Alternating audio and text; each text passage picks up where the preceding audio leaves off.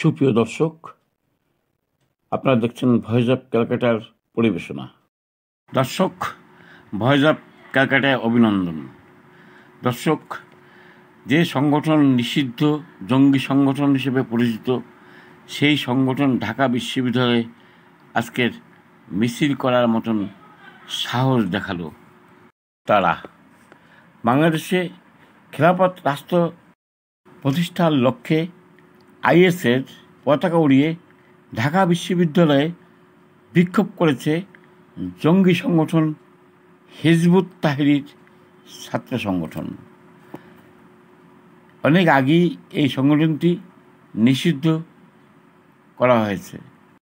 নিষিদ্ধ এই ছাত্র সংগঠনটি ইতিপূর্বে ঢাকা বিশ্ববিদ্যালয় চত্বরে কোনোদিন ঢোকারও সাহস দেখাতে পারেনি। 5ই আগস্ট তথাকথিত বিপ্লবের মাধ্যমে শেখ হাসিনাকে দেশ থেকে বাধ্য করার পর শান্তিতে নোবেল পাওয়া ইউনূস অবৈধ ক্ষমতা দখল করার পর এইসব জঙ্গি বাংলাদেশ খেলাফত রাষ্ট্র প্রতিষ্ঠার লক্ষ্যে দাপিয়ে বেড়াচ্ছে। Voice of Calcutta.